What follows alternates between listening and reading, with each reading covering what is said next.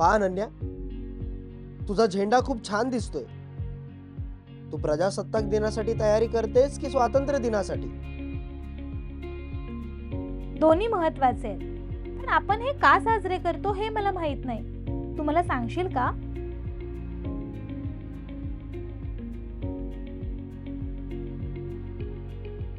नक्कीच. चला जाणून घेऊया की हे दिवस आपल्या देशासाठी का खास आहे. प्रजासत्ताक दिन दरवर्षी 26 जानेवारीला साजरा केला जातो. या दिवशी 1950 साली भारताचं संविधान अंमलात आलं. यामुळे भारत एक लोकशाही देश बनला, जिथे लोक स्वतःचे नेते निवडतात. हा लोकांच्या सामर्थ्याचा उत्सव आहे. संविधान हे आपल्या देशाला मार्गदर्शन करणारं नियम पुस्तक आहे. हे छान आहे. म्हणजे प्रजासत्ताक दिन हा नियम पाळण्याचा आणि लोकशाहीचा उत्सव आहे. आर्यन, अगदी बरोबर. स्वातंत्र्य दिन दरवर्षी 15 ऑगस्टला साजरा केला जातो. 1947 मध्ये या दिवशी भारताला ब्रिटिशांच्या राजवटीतून स्वातंत्र्य मिळालं. हा दिवस आपल्या स्वातंत्र्य सैनिकांच्या त्यागाला आणि मेहनतीला आदर देण्यासाठी साजरा केला जातो.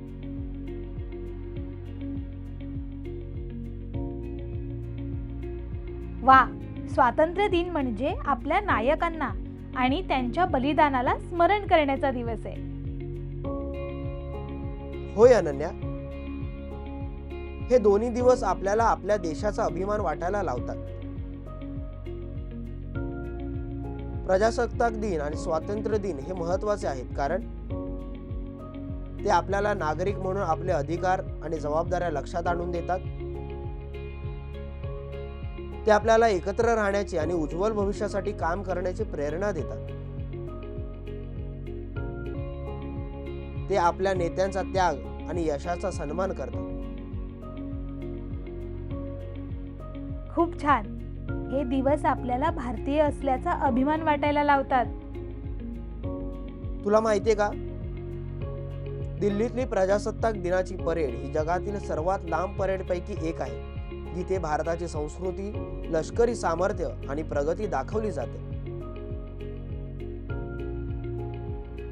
वा, मला एक दिवस ती परेड पाहायला नक्की आवडेल.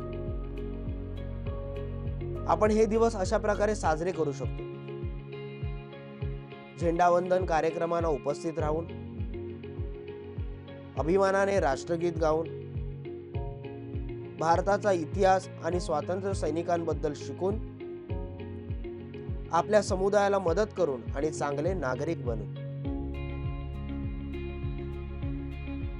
यावर्षी मी हे सगळं करून साजरं करेन. छान काम केलंस अनन्या.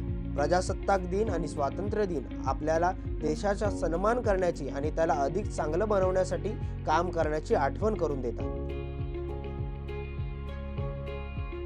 धन्यवाद आर्यन. मला भारतीय असल्याचा खूप अभिमान वाटतो.